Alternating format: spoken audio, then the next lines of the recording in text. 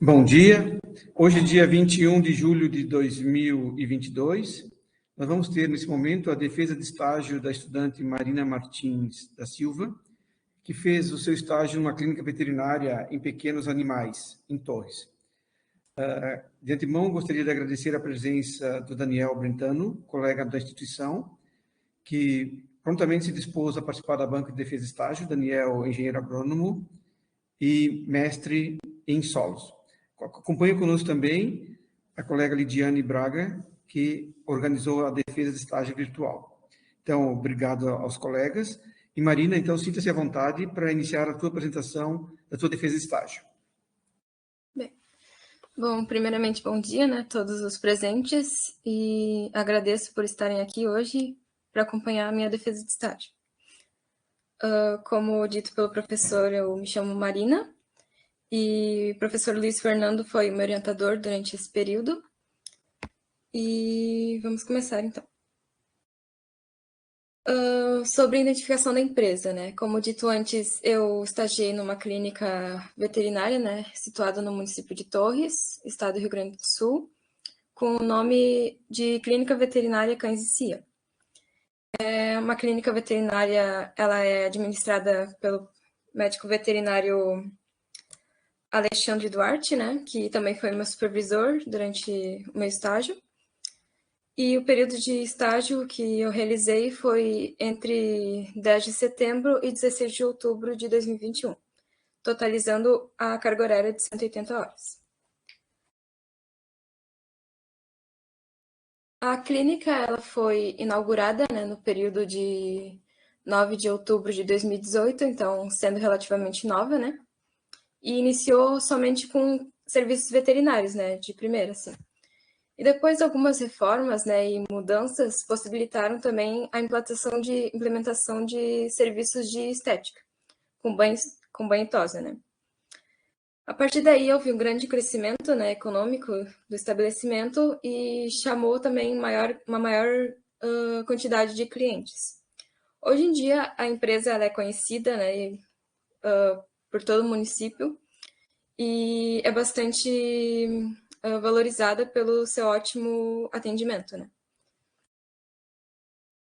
Agora falando um pouco da infraestrutura, né, do que a clínica é composta, ela é composta por uma sala de espera, né, onde os tutores, os clientes, né, eles aguardam o seu atendimento, uma sala de consultas, uma sala de internação, uma sala de exames gerais, né, uma sala de cirurgia e uma sala destinada aos serviços de estética animal. Vale ressaltar também que dentro da sala de cirurgia também há gaiolas para internação, né? Onde são normalmente internados os gatos, né? Porque não se pode internar os felinos juntamente com os cães, né? Porque eles acabam ficando mais estressados, né? Por isso se tem todo esse cuidado. Aqui eu listei uma das principais atividades que eu acompanhei, né, durante o meu estágio, sendo elas castrações, limpezas de tártaro, mastectomias, que em caso de tumor de mama, né? Vacinas, punções abdominais, ecografias, exames de FIV-FeLV, eutanásias e quimioterapias. Agora começando com o assunto em si, né? Começando pela piometra. E, então, o que é a piometra, né? A piometra ela vai ser uma das principais complicações, né, de cadelas e gatas inteiras, ou seja, que não foram castradas, e vai ser caracterizada pelo acúmulo de líquido dentro do útero. Dependendo da composição desse líquido, a complicação ela vai ser chamada de diferentes formas, né? Quando há um acúmulo de pus, ela é chamada de piometra, que é a mais comum, né, de se ver. Quando há um acúmulo de sangue, de hemometra, e de muco, mucometra. Ela vai ocorrer durante o período de diestro, né, ou seja, o período pós-cio, onde há um elevado aumento de progesterona, né, dos níveis de progesterona. E o aumento desse hormônio vai ocasionar, então, o acúmulo do líquido. E quais são as causas, né, que... a piometra ainda pode ser classificada em piometra aberta, né, ou piometra fechada.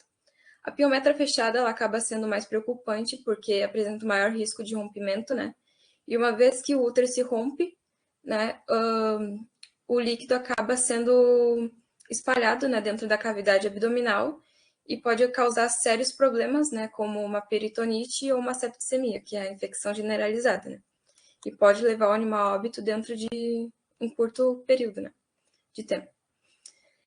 E agora, quais são as possíveis causas, né, da piometra? Em geral, todas as raças elas vão estar predispostas, né, a desenvolver a piometra, Marina, mas... Oi? só te atrapalhar um pouquinho. A tua apresentação caiu para nós. Dá uma olhadinha se a tua internet está ok. Aparentemente está tudo bem aqui.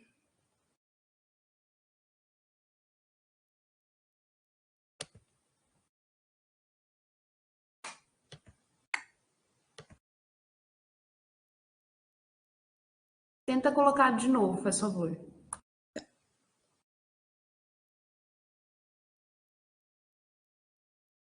Tá tudo certo? Voltou, Marina. Pode dar continuidade, tá? Obrigado. Desculpe aí. Tá, foi nada. Tá, as possíveis causas, como eu estava dizendo, elas, em geral, todas as raças vão estar predispostas, né? Mas alguns fatores, eles acabam elevando o risco, né, desses animais desenvolverem piometra, que são uma idade mais avançada, aplicações de vacina anti-sil, né, de anticoncepcionais, que em disparadas são a principal causa, né, da piometra. E quando o animal ele vive em locais insalubres, né, ou com uma higienização mais precária. Os sintomas, eles vão desde secreção vaginal, em casos de piometra aberta, né, fraqueza, polidipsia, que é o aumento da sede, né, anorexia, distensão abdominal, letargia, poliúria, que é urina em excesso, febre e dor. O diagnóstico, ele sempre, em todos os casos, né, vai ser iniciado pelo recolhimento do histórico do paciente, depois por uma boa anamnese, que é a conversa com o tutor, né, onde o veterinário ele realiza perguntas em cima de perguntas, né, a fim de se chegar no ponto crítico do diagnóstico, né, que ele deseja. Depois é feito um exame clínico, que é o exame físico, né, do animal, onde são avaliados os sintomas. Um hemograma, né, como de costume, a fim de avaliar também o estado geral do paciente, avaliando os componentes do sangue, né, como as hemácias, os leucócitos e as plaquetas. Depois é realizado, em alguns casos somente, né, um ultrassom. Por que em alguns casos, né? Porque como ela se trata de uma emergência clínica, grande parte dos animais eles já chegam na clínica bem debilitados, né? E são, então, levados imediatamente para a cirurgia, para a retirada do útero. O tratamento, como eu disse, ele vai ser cirúrgico, né? Que consiste na retirada não só do útero, mas também dos ovários e das trompas uterinas. Esse procedimento ele é conhecido como OSH, né? Além do tratamento cirúrgico, né, também há outro tratamento que é um pouco polêmico, né? Por quê? Porque além de causar um desconforto e incômodo, né, para o animal no pós-cirúrgico, ele não dá garantia de que a piometra não vá se desenvolver lá na frente, né, no próximo cio, que é a drenagem uterina, né, que consiste em sugar todo o líquido que está dentro do útero, né. A prevenção ela pode ser feita por meio da castração, né, manter o ambiente de residência sempre limpo, né, e realizar um check-ups periódicos com o veterinário, né, sendo 1 ou 2 vezes por ano, né, o mínimo. Aqui é um caso de piometra que eu acompanhei, né, que é bem interessante, da pastora alemã Noriak, né, de 9 anos. Nos seus 9 anos, ela não tinha sido castrada, né, sendo uma cadela inteira, e chegou na clínica já bem debilitada, né, e prostrada, e os tutores não sabiam direito o que ela tinha, né, porque ela não apresentava quaisquer outros sintomas para eles, né. E o veterinário, ao avaliar a paciente, né, o exame clínico, aferir os sinais vitais, ele percebeu que as mucosas dela estavam muito avermelhadas, né, o que indicava um alto índice de infecção. Dali, ele realizou um hemograma, né, para confirmar essa percepção, E enquanto o resultado não saía, ela foi levada para um exame de ecografia, né, de ultrassom, para ver se realmente, para fechar o diagnóstico, né. E dali foi percebido que realmente tinha um líquido, o útero estava preenchido com líquido, né. E então, somando com o resultado do hemograma, se fechou o diagnóstico com piometra, né. E ela foi levada imediatamente para a cirurgia. Na cirurgia, os veterinários, eles perceberam que o útero estava rompido, né? E dali eles tentaram barrar, né, a infecção, o máximo que eles puderam. Mas, infelizmente, já era tarde demais e provavelmente ela já tinha desenvolvido um quadro de septicemia, né? Que é a infecção geral no organismo. Então, depois, finalizada a cirurgia, ela recebeu as medicações pós-cirúrgicas, né? Como de costume. E o veterinário prescreveu, né, para os tutores um tratamento paliativo, né? Explicou toda a situação dela, que era delicada, né? E que provavelmente ela não ia sobreviver por muito mais tempo devido a essa infecção, né? E o que eles podiam fazer agora era realizar um tratamento paliativo, né? Tentar prolongar o máximo possível a vida da Noriaki, né? Agora passando para outro assunto, né? O assunto da FeLV. A FeLV, ela é sigla de leucemia viral felina, né? Que é uma das doenças virais mais importantes na espécie felina. E ela é ocasionada pelo vírus da família Retroviridae, né? O gênero Gamma retrovírus. Os seus sintomas vão desde lesões epiteliais, anemia severa, né? Depressão, anorexia e um adoecimento geral. E bem rápido, né? O diagnóstico, como dito anteriormente, vai começar sempre pelo recolhimento do histórico, depois por uma anamnese e depois por testes, né, pela testagem por meio do ELISA ou PCR, né, que, segundo algumas associações de sanidade felina, também deve ser usados como exames de triagem, né, na rotina clínica, nos exames clínicos. Depois também é realizado um hemograma, né, a fim de avaliar o nível de hemácias e leucócitos, né, no sangue desse animal e identificar uma possível anemia, por exemplo, ou infecção. O tratamento, infelizmente, ele é somente paliativo, né, ou seja, não é a doença em si que é tratada, e sim os sintomas, né, que o felino venha a ter, né. E a prevenção, ela pode ser feita somente por meio da vacinação, né? Com a vacina V5, porque diferentemente da V13 e da V4, a V5 ela vai ter o antígeno contra a leucemia viral felina, né? E importante lembrar também que o gato ele deve ser testado antes, né, de receber essa vacina. Por quê? Porque uma vez que ele é portador de FeLV e recebe o antígeno da vacina, esse antígeno pode intensificar ainda mais os sintomas, né, e acelerar o adoecimento do animal. Então, bastante importante ter isso em mente. Aqui um caso de FeLV que eu acompanhei, né? Inclusive foi o primeiro caso que eu acompanhei no meu estágio, foi da gatinha Charlotte, né? Uma gata SRD de 2 anos, que já tinha sido diagnosticada com FeLV, né? Antes de chegar na clínica. E a tutora chegou relatando, né? Já bem triste, relatando que a gata estava com um quadro de incontinência urinária, né? Porque tinha urinado 2 vezes, né? Durante a noite anterior, deitada, né? E estava anoréxica, não estava comendo quase nada já. E ao avaliar a paciente, o veterinário percebeu que as mucosas dela estavam bem pálidas, né? O que indicava uma anemia severa. Já não tinha quase nada de hemácias, né? De eritrócitos, segundo ele. Ao avaliar o hemograma, né? Depois. Dali, o veterinário, ele deu à tutora 2 opções, né? Ou que ela continuasse com tratamento paliativo, né? Com possibilidade até de uma transfusão sanguínea, né? Ou então que realizasse a eutanásia, que devido ao estágio avançado da Charlotte, né, da doença, a eutanásia já era uma opção. Dali a paciente, a tutora, ela decidiu continuar, né, com tratamento paliativo, só que com complexos vitamínicos, né, antianêmicos, antibióticos e voltou para casa com a sua gatinha. No dia seguinte, infelizmente, elas voltaram, né? E a tutora tinha relatado que a Charlotte piorou muito na noite anterior. E dali ela resolveu que a eutanásia seria a melhor opção, né? Em ordem de acabar com o sofrimento da gatinha. E dali a Charlotte ela recebeu a eutanásia no mesmo dia, né? E foi submetida a um processo totalmente tranquilo e indolor.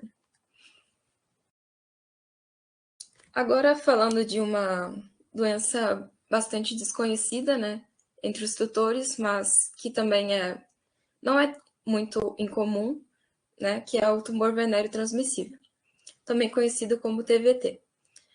O TVT é uma doença viral exclusiva, né, dos cães e se caracteriza por um tecido nodular epirêmico, né, com grande circulação sanguínea.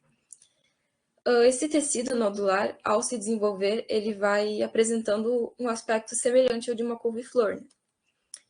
E ele acomete, em sua maioria, cães sexualmente ativos e que residem em ambientes com grandes densidades, né, como no caso de cães abandonados ou que vivem em canis. A propagação, dependendo do sexo do animal, o tumor ele vai se instalar em diferentes locais, né? Nos machos, por exemplo, como a gente pode ver na foto, o tumor ele se instala mais na base do pênis, né? Enquanto que nas fêmeas ele vai se instalar dentro da vulva e da vagina. A propagação ela é feita por meio do coito, né, da cópula dos animais, pela lambedura ou cheiro da genitália. Né? E vale lembrar também que, apesar de ser mais comum o tumor se instalar na genitália, né, dos cães, ele pode se instalar em outros locais, como globo ocular, na região nasal ou na região bucal. Os sintomas, além do aspecto visual, né, que já foi dito, são também secreção genital hemorrágica, um prurido, né, que causa grande desconforto para o animal, anorexia, letargia e apatia. O diagnóstico ele é feito pela anamnese, um exame clínico, né, o exame de hemograma e um exame histopatológico, né, onde é retirada parte do tecido nodular, né, parte do tecido nodular para que esse seja enviado ao laboratório e seja feito um exame uma biópsia ou um exame histopatológico.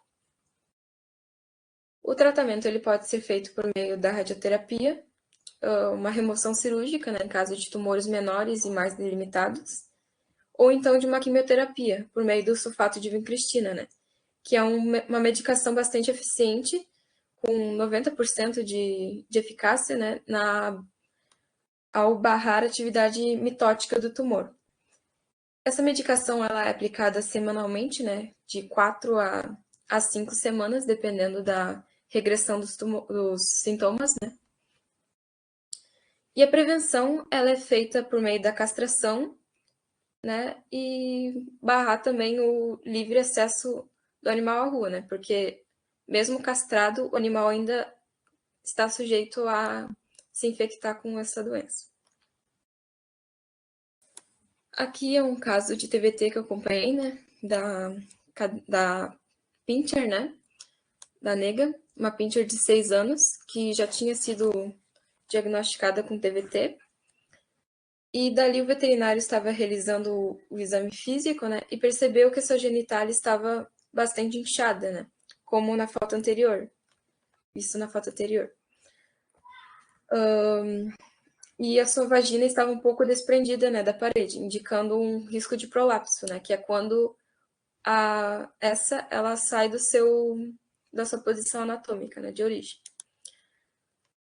E dali, o veterinário ele aplicou a primeira sessão de quimioterapia, né, com sulfato de vincristina, e prescreveu para a paciente um tratamento com antibióticos e um isolamento um período mínimo de 1 mês, né, para impedir que a nega disseminasse ainda mais essa doença. E ao longo das aplicações, o tratamento foi bem sucedido, né? Com uma regressão incrível, né? Surpreendente dos sintomas. E no final, a cadela já estava totalmente, praticamente curada, né? Com uma diminuição completa dos sintomas. Agora, passando para outro assunto, né? Que é muito comum, mas que ainda é bastante negligenciado e até pouco conhecido, né? Pelos tutores, que é o tártaro, né? O que é o tártaro? O tártaro, ele vai ser uma complicação do trato digestório, né? Mais precisamente do aparelho bucal, onde são acumuladas placas bacterianas nos dentes, né? Estas placas bacterianas, elas dão aos dentes um aspecto amarelado e calcificado, né? E o grau do tártaro, ele vai depender, né? Vai ser mais grave, dependendo do tipo de alimentação que o animal recebe e também do tempo que esse animal vem se alimentando ao longo da vida, né?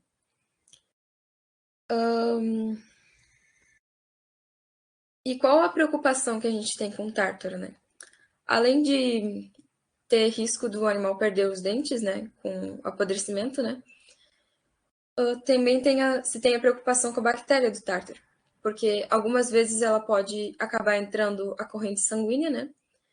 E afetar outros órgãos, alguns deles vitais para o funcionamento do organismo, né, como um todo. E pode causar problemas sérios de saúde, como uma meningite, uma insuficiência renal ou cardíaca, né, bronquite e artrite. E em alguns casos também pode levar o animal a óbito, né? Então é bastante importante ressaltar isso. Os sintomas, eles, além do aspecto visual, né, ele se manifesta pelo mau hálito, a dor local, né, e consequente recusa alimentar. O tratamento ele é feito pela extração ou quebra do tártaro, né, que é realizado por meio do ultrassom dentar. Esse procedimento ele é feito unicamente sob anestesia geral, né, porque acaba ocasionando uma sensação de dor e desconforto, né, para o animal. E em alguns casos também, infelizmente, é necessária a extração desses dentes, né? Os dentes mais afetados. Depois da limpeza é feito um polimento, né, com outro aparelho e é aplicada também um gel dentar, que ajuda a encobrir as micro-ranhuras causadas pelo ultrassom e assim também atrasar a reinstalação do tártaro lá na frente. E agora sobre a prevenção. Não se tem assim como prevenir totalmente o tártaro, né? O que se pode fazer é atrasá-lo. E quais são as medidas que a gente pode usar para isso? Uma escovação dentária diária, né? Então, é interessante também acostumar o animal desde filhote, né, com esse processo. Não oferecer não oferecer restos de comida, né, para o animal, além da sua ração. Monitorar a evolução diária, né, do tártaro e levar o animal sempre que necessário, né, para a limpeza de tártaro. Aqui é um caso, né, que eu acompanhei, a limpeza de tártaro do Bud, né, um labrapoodle de 6 anos, que estava com tártaro moderado, né, não era muito grave o caso dele. Mesmo assim, os dentes dele estavam bem amarelados, né, e com forte mau hálito. Além do tártaro, né, ele tinha também uma hiperplasia gengival, que é um pequeno inchaço, né, uma pequena massa de gengiva que estava sobrepondo seus dentes, né. Mas o veterinário dali, ele explicou que não se tratava de um problema muito grave, né, e que se podia resolver com uma simples remoção cirúrgica. Durante o procedimento, então, o procedimento ele foi iniciado pela extração primeiro da gengiva, né? E depois tornando possível, assim, a limpeza. A limpeza foi feita de ambos os lados, né, da cavidade bucal, iniciando pela limpeza com ultrassom, né, primeiro, a quebra do tártaro, depois pelo polimento dos dentes e, por fim, a aplicação da pomada seladora, né? Que além de atrasar, né, a reinstalação do tártaro, deixa a boca do animal com um cheirinho muito bom, né, de menta. E felizmente, né, apesar da situação do Bud, nenhum dente precisou ser extraído, né? E o veterinário relatou isso com orgulho para os tutores. E ele recomendou também que eles não demorassem muito, né, para trazer o Bud na próxima limpeza, porque do contrário, ele poderia correr o risco de perder alguns dos seus dentes, né? E aqui falando de outro caso, né, da CIT, também conhecida como barriga d'água, né, que é a mesma complicação que ocorre em humanos também. O que acontece na CIT, né? A CIT, ela se caracteriza pelo acúmulo de líquido, né, dentro do abdômen, e ela é vista como um problema, não como um problema em si, mas como uma consequência de um problema maior, né? E quais são as possíveis causas da CIT, né? As possíveis causas podem ser tumores em órgãos internos, né? Sobretudo do fígado e do coração, extravasamento de vasos sanguíneos, rompimento de nódulos linfáticos, peritonite ou então transtornos renais. Os sintomas, eles vão ser diversos, né? Sendo manifestados desde uma mudança comportamental, ganho de peso, dispneia, né, que é a falta de ar, visto em casos mais avançados, né? Perda de apetite, letargia, náuseas e vômito. O diagnóstico, quando um estado não muito precoce, né? Ele pode ser feito por uma simples palpação abdominal, né? Um exame físico, onde o líquido já é percebido. E a principal preocupação que a gente tem com a CIT é descobrir a sua real causa, né? Em ordem de resolver esse problema o mais rápido possível. Então, dali, ao extrair parte do líquido, né? E enviá-lo ao laboratório, se consegue, então, descobrir a real origem, né, daquele líquido. Depois da retirada do líquido, né, é realizada uma ultrassonografia em ordem de avaliar o estado geral dos órgãos, né, e identificar qualquer anomalia presente neles, né. Pode ser feita também uma radiografia e exame de urina, né, para avaliar a condição dos rins. O tratamento ele é iniciado por uma punção abdominal, né, onde é retirada a maior parte desse líquido, e vai depender, os próximos passos irão depender da situação de cada paciente, né, que ele se encontra, podendo ser feita desde uma mudança alimentar, tratamentos com antibióticos, ou então uma intervenção cirúrgica, se necessário. E caso o problema, né, não seja resolvido a tempo, o animal voltará a sofrer com a mesma condição, né? Seu abdômen voltará a ser preenchido com líquido e causará bastante desconforto novamente para ele. A prevenção, ela pode ser feita, né, por seguindo um rigoroso esquema vacinal, né, desde filhote, consultas periódicas ao veterinário, barrar o livre acesso que esse animal tem à rua, né, e ofertar a ele uma alimentação de boa qualidade, né, e bem balanceada. Aqui um caso que eu acompanhei de ascite, da pastora alemã Maria, né, de 4 anos, que ela já chegou na clínica apresentando um grande volume abdominal, né, que chegava a ser desproporcional ao restante do seu corpo. As tutoras tinham trazido a Maria para a clínica em ordem de realizar um exame de ecografia, né, porque achavam que ela estava prenha. O veterinário, ao avaliar a paciente e palpar o seu abdômen, né, percebeu que se tratava de um quadro de ascite, né, percebeu o líquido dentro do abdômen da cadela. Mas também ele não descartou a possibilidade de ela estar prenha, né. Então, dali a cadela foi levada para uma punção abdominal, né, para retirada do líquido, processo esse que demorou cerca de 20 minutos. né?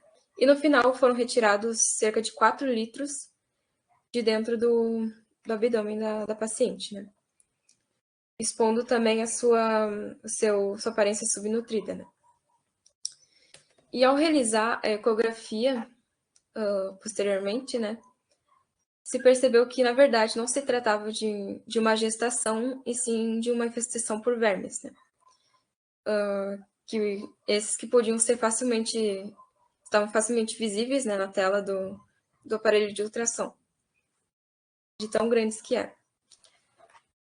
E depois desse diagnóstico, né, os veterinários avaliaram a condição geral dos órgãos internos, né, mas não encontraram qualquer anomalia aparente, e por isso eles recomendaram que os tutores procurassem um especialista, né, na área, a fim de identificar o mais rápido possível, né, a causa da ascite.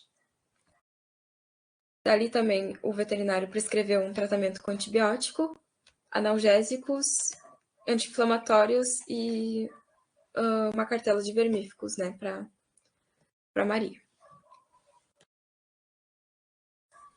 E agora falando do último assunto, né, que eu preparei para a apresentação de hoje, que é um assunto bem triste, né, de se acompanhar, tanto na teoria quanto na prática, né, que é a eutanásia. Apesar disso, a eutanásia ela se faz necessária, né, em alguns casos, a fim de aliviar, né, o sofrimento dos animais em casos extremos, né, como no caso de doenças terminais, como a FeLV, né, que a gente já discutiu anteriormente, ou então de traumas, né, causados por acidentes de carro ou quedas, né. A eutanásia também se trata de um assunto polêmico em alguns casos, né, e ela vai ser permitida somente em algumas circunstâncias, né. Quais são essas circunstâncias? Quando o bem-estar do animal se encontra afetado, né, onde o animal não consegue mais expressar os seus comportamentos naturais, né, quando a sua condição representa uma ameaça para a saúde única, né, a saúde única ela engloba não somente a saúde animal, mas também a saúde ambiental e a própria saúde humana, né, como no caso da raiva, né, que é uma zoonose de bastante importância. Ou também ela pode ser permitida, e aqui que está a polêmica do assunto, né, quando o tutor ele não tem os recursos financeiros suficientes para arcar com o tratamento necessário. E em alguns casos também, né, esse tratamento ele acaba não sendo muito vantajoso. Por quê? Porque ele não vai curar o animal, e sim vai prolongar a sua vida, né? Mas não sabe-se por quanto tempo. Por isso, acaba não sendo vantagem, né, o tutor gastar um absurdo para não curar o animal, e sim prolongar a vida dele, né, durante somente mais algum tempo, né? Então, esses tratamentos, no caso, acabam tendo um baixo custo-benefício, né, nesses casos. O procedimento em si, ele vai ser realizado por induzindo o animal à anestesia, né, uma anestesia geral, por meio da medicação ketamina, né, que também é utilizada na rotina cirúrgica, só que a diferença aqui é que ela é aplicada, né, administrada numa dose superior, a fim de que o animal perca o seu reflexo corneal, né, e que é um indicativo de que ele está em um estado de anestesia profunda. Depois disso, é realizado a aplicação de um composto conhecido como bomba só de potássio, né, que desregula desde a atividade geral das células até os batimentos cardíacos. E no final, né, depois desse procedimento, o veterinário ele vai aferir os batimentos cardíacos, né, os sinais vitais do paciente de tempos em tempos, né, a fim de garantir o óbito do animal. Depois disso, o tutor decide, né, o que ele deseja fazer com o seu animal, né, e as opções vão desde cremar, enterrar em locais apropriados, né? Ou então deixar aos cuidados da clínica mesmo, né? Que ela vai dar o destino mais digno possível, né, para o falecido.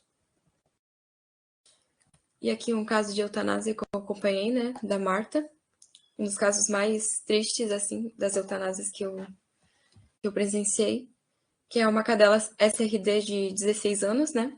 Ela apresentava problemas de locomoção, né? Ficando deitada a maior parte do tempo, né? E com isso, ela acabou desenvolvendo também feridas ulcerativas, né? Graves, algumas delas expondo até os ossos, né? Além disso, ela apresentava um quadro de artrose, né? Bastante delicado, uma hernia de disco e em estado de subnutrição. Então, o estado dela era bem delicado. O veterinário, ele, a partir disso, né, e avaliando a paciente, né, ele deu como opção aos tutores um tratamento alternativo, né, em ordem de prolongar, né, na tentativa de prolongar a vida do animal. Só com cadeira de rodas, né. Só que ele explicou também que esse tratamento, né, a implementação da cadeira de rodas, ela possuía um baixo custo-benefício, né? Por quê? Porque não ia melhorar a condição da Marta, né? Iria somente tentar melhorar o seu bem-estar, né? Por somente mais algum tempo, né? Porque, infelizmente, a condição dela já era muito delicada e não se tinha muito o que fazer. E dali os tutores, eles concluíram, junto com o veterinário, né, que não valia a pena fazer a sua cadela passar por mais sofrimento, né, por mais tempo, e decidiram que a eutanásia seria o mais indicado nesse caso, né. E dali a eutanásia foi realizada, né, a Marta foi submetida a um processo tranquilo, né, e em ordem de cessar o seu sofrimento, né. Depois, os tutores decidiram, no final, levar ela para ser enterrada em casa, né, aos cuidados da família. E aqui eu deixo meus agradecimentos, né, e estou aberta a quaisquer dúvidas e possíveis esclarecimentos. Muito obrigada.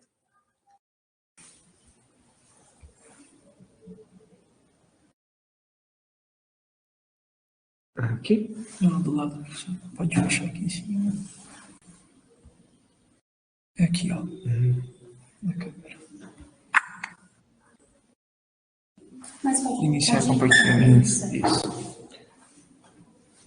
Marina, de imediato eu passo a palavra então para o colega Daniel para fazer suas arguições.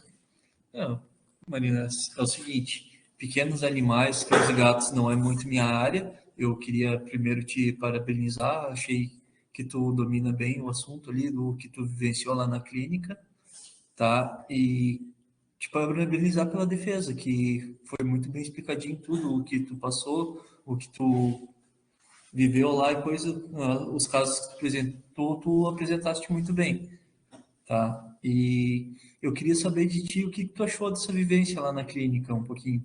Tu falasse um pouco da importância de ter feito teu estágio nessa clínica de pequenos animais, que é uma coisa que aqui para nós do técnico agrícola não é tão comum. A gente geralmente vai mais para a área de animais de produção ou para a área agrícola mesmo. A Lidiane até comentou que parece que você já está fazendo veterinária, né? Que isso provavelmente já foi tu já direcionou teu estágio para esse lado porque já era uma vontade tua. E queria que tu falasse um pouquinho sobre essa experiência. Foi uma experiência muito interessante, né? Porque desde o período que eu comecei o ensino médio, eu já tinha em mente fazer veterinária, né? Inclusive, foi um dos motivos que eu decidi entrar no UFC, né? Para já ir me inteirando, né? Desses assuntos. E foi muito bom, assim, presenciar na prática, né? E foi bom até para mim ver se era realmente isso que eu queria, né? E foi uma experiência bem legal, bem gratificante. Então tá, da minha parte é isso. Eu vou passar para o professor Luiz Fernando, então. Obrigado, Daniel, pela tua participação, pela tua disponibilidade de estar aqui nesse momento, né, tão importante na vida da Marina. Mais uma vez, quero reforçar a importância da atuação da Lidiane, né, que trabalha na extensão, na coordenação de extensão, nessa área dos estágios, né? Ela prontamente se disponibilizou, correu atrás e fez com que esse momento pudesse acontecer de forma tranquila. Marina, tua apresentação foi excelente. Fiquei muito admirado da tua desenvoltura, né? Da tua capacidade, das tuas arguições, do teu conhecimento técnico, né? Tu domina muito. E fiquei muito feliz que tu estás na área. Tu entrou no Instituto para ser veterinário, né? O Instituto tem essa função de formar pessoas que irão atuar no meio rural, né? Com atividades do setor primário, tanto na parte animal, na parte vegetal. Fiquei muito contente, então, com a tua apresentação, muito honrado pelo convite, por ser teu orientador, né? Pena que a gente não pôde estar mais presente nesse momento da pandemia, nós estivemos afastados, mas, nossa, é gratificante mesmo assistir a tua defesa de estágio. Marina, assim, o Daniel já fez uma arguição importante, né, da questão da tua experiência profissional, mas eu tenho uma curiosidade. Tu, no final ali da Marta, tu falou que você ficou sensibilizada. Logo que tu chegou ali, eu acredito que tu nunca tivesse visto situações... Normalmente, os animais de companhia são animais bem tratados, os que nós convivemos, né? Bonitinhos, saudáveis, bem nutridos, sem vermes, sem aquela situação. Qual que foi a tua reação quando tu viu as primeiras situações problemáticas? Porque ali tu vivenciou situações complicadas, né? Tu encarou de forma natural. Como é que foi a tua reação em relação a essas vivências? Foi de primeira, assim, foi um pouco chocante, né, para mim, porque, como o senhor disse, eu nunca tinha acompanhado, assim, casos em que os animais estavam em um caso mais debilitado, né? Então, foi um pouco forte para mim, mas eu me acostumei durante o decorrer dos dias, eu acabei me acostumando. E com certeza, né, a partir de agora, se está sendo veterinária, tu não pode, tem que, né, ficar firme, né, nesse teu posicionamento. Mas isso vai ser tranquilo da tua parte. Marina, só uma curiosidade, o TVT, né, tumor venéreo transmissível, é uma zoonose? Sabe me dizer se é uma zoonose? Alô? Caiu um pouco, congelou a tela. Não, não é uma zoonose, como eu estudei, né, pesquisei Certo. e perguntei para os veterinários, é uma doença exclusiva dos canídeos. Ah, certo. Ótimo. Uma menos, né, para nos preocuparmos. Marina, então, esse momento, né, da defesa de estágio é para certificar se o estudante realmente fez o estágio, como foi o seu estágio. Nós nos damos muito satisfeitos com a tua apresentação, né, e podemos dar por encerrada esse momento, tá? Marina, então, nós vamos encerrar a gravação, depois ficamos um pouquinho aqui conversando, pode ser? Uhum.